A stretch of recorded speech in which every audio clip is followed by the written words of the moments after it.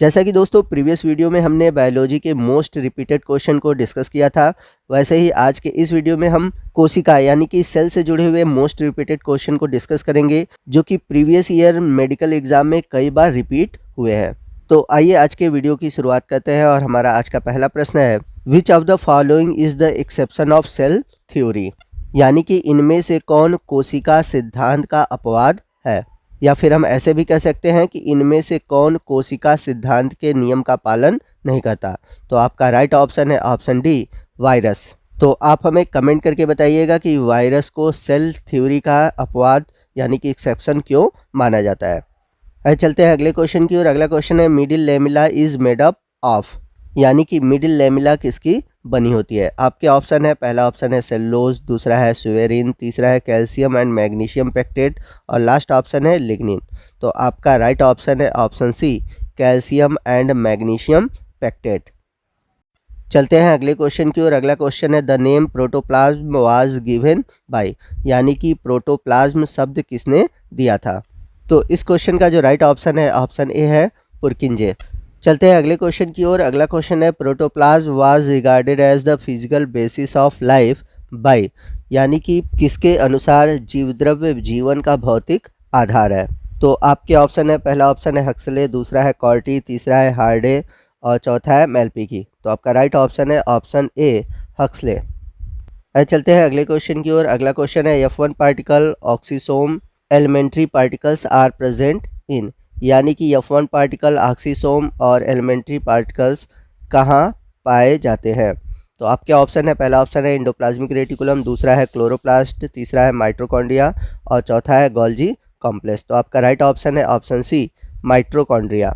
चलते हैं अगले क्वेश्चन की ओर। अगला क्वेश्चन है, folding of inner membrane of mitochondria are called, यानी कि माइट्रोकॉन्ड्रिया का जो इनर मेम्ब्रेन है जो कि फोल्ड होता है उसे हम क्या कहते हैं। आपके ऑप्शन है, पहला ऑप्शन है क्रिस्टी, दूसरा है ग्रेना, तीसरा है कैल्शियम ऑक्सिलेट क्रिस्टल्स और लास्ट है सैक्स यानी कि थैली। तो इस क्वेश्चन का जो राइट ऑप्शन है ऑप्शन ए है, क्रिस्टी।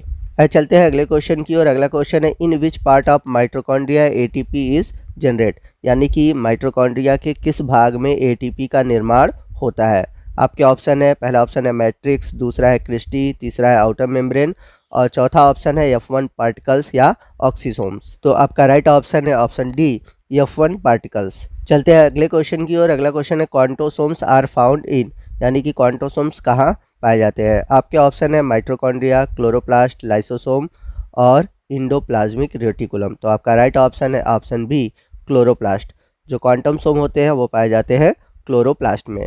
चलते हैं अगले क्वेश्चन की ओर। अगला क्वेश्चन है, mechanical support, enzyme circulation, protein synthesis and detoxification of drugs are function of. आपको बताना है कि इनमें से कौन mechanical support, enzyme circulation, protein synthesis और डिटॉक्सिफिकेशन ऑफ ड्रग्स में भाग लेता है, या फिर which of the following is related to glycosylation of protein, यानी कि इनमें से कौन प्रोटीन के ग्लाइकोसाइलेशन से संबंधित है। आपके ऑप्शन है, पहला ऑप्शन है इंडोप्लाज्मिक रेटिकुलम, दूसरा है राइबोसोम, तीसरा है डिक्टियोसोम और चौथा है क्लोरोप्लास्ट। तो आपका राइट ऑप्शन है ऑप्शन ए, इंडोप्लाज्मिक रेटिकुलम। चलते हैं अगले क्वेश्चन की ओर। अगला क्वेश्चन है, the endoskeleton of cell is made up of, यानी कि कोशिका की अंतः कंकाल किसकी बनी होती है।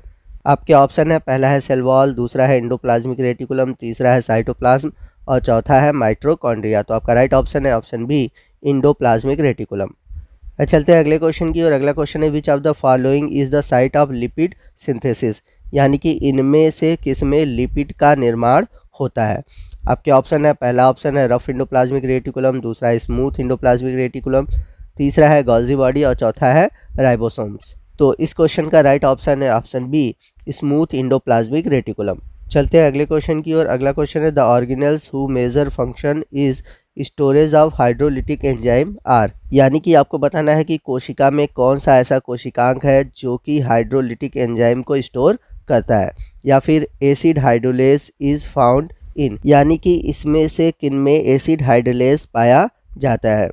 आपके ऑप्शन है, पहला है सेंट्रियोल्स, दूसरा है क्रोमोप्लास्ट, तीसरा है लाइसोसोम और चौथा है क्लोरोप्लास्ट। तो आपका राइट ऑप्शन है ऑप्शन सी, लाइसोसोम्स। चलते हैं अगले क्वेश्चन की और अगला क्वेश्चन है lysosomes are known as suicidal bags because of, यानी कि लाइसोसोम को आत्महत्या की थैली क्यों कहा जाता है। और इसी क्वेश्चन को कुछ इस तरह भी पूछा गया है, which one of the following is stored in lysosome, यानी कि इनमें से कौन सा लाइसोसोम में इकट्ठा होता है। आपके ऑप्शन है, पहला ऑप्शन है कैटेलिटिक एंजाइम, दूसरा है हाइड्रोलिटिक एंजाइम, तीसरा है पैरासिटिक ऑन न्यूक्लियस और लास्ट है प्रोटियोलिटिक एंजाइम। तो पीछे हम लोगों ने देखा था कि जो लाइसोसोम है उसमें हाइड्रोलिटिक एंजाइम पाया जाता है, तो आपका राइट ऑप्शन है ऑप्शन बी हाइड्रोलिटिक एंजाइम। आइए चलते हैं अगले क्वेश्चन की और अगला क्वेश्चन है, which of the following cell organelles is having single layered unit membrane, यानी कि ऐसी कौन सी कोशिकांग है जिसपे कि केवल सिंगल लेयर यूनिट मेम्ब्रेन पाया जाता है। तो इस क्वेश्चन का जो राइट ऑप्शन है ऑप्शन बी है लाइसोसोम्स। लाइसोसोम पर सिंगल लेयर यूनिट मेम्ब्रेन पाई जाती है। आज चलते हैं अगले क्वेश्चन की ओर। अगला क्वेश्चन है, जल अपघटक एंजाइम युक्त झिल्लीदार थैली जो दीर्घ अणुओं के अंतराकोशीय पाचन का नियंत्रण करते हैं। तो इनमें से आपको बताना है कि कौन अंतराकोशीय पाचन का नियंत्रण करते हैं। आपके ऑप्शन है, पहला है अंतःप्रद्रव्य जालिका यानी कि इंडोप्लाज्मिक रेटिकुलम, दूसरा है न्यूक्लियोसोम, तीसरा है लाइसोसोम और लास्ट है फेगोसोम। तो इस क्वेश्चन का जो राइट ऑप्शन है ऑप्शन सी है लाइसोसोम्स। अब चलते हैं अगले क्वेश्चन की ओर। अगला क्वेश्चन दिया हुआ है, नीचे दिए गए चित्र में एक माइटोकॉन्ड्रियन की संरचना दिखाई गई है जिसमें 4 भाग हैं, ए बी सी तथा डी। इनमें से किसी एक भाग को उसके नाम तथा उसके सही कार्य के साथ ठीक मिलाया गया है। तो यहाँ पर नीचे ऑप्शन दिए गए हैं 4 और चारों ऑप्शन में कोई एक नाम है और उसका सही कार्य उसके सामने दिया हुआ है। तो आपको इसमें से राइट ऑप्शन चूज़ करना है। तो इस क्वेश्चन का राइट ऑप्शन है ऑप्शन बी, माइटोकॉन्ड्रिया की जो आंतरिक कला वलयित होकर उभारों का निर्माण करती है जिसे हम क्रिस्टी कहते हैं। यदि हम बात करें इसके कार्य की तो यह प्रोटीन जैसे कि साइटोक्रोम आदि के उपयुक्त कार्य और क्षमता के लिए सतही क्षेत्र को बढ़ाता है। आइए चलते हैं अगले क्वेश्चन की और अगला क्वेश्चन है, इलेक्ट्रॉन सूक्ष्मदर्शी की उच्च विश्लेषण क्षमता का कारण होता है। तो इस क्वेश्चन का राइट ऑप्शन है ऑप्शन बी, इलेक्ट्रॉन बीम की अत्यधिक कम तरंग दैर्घ्य।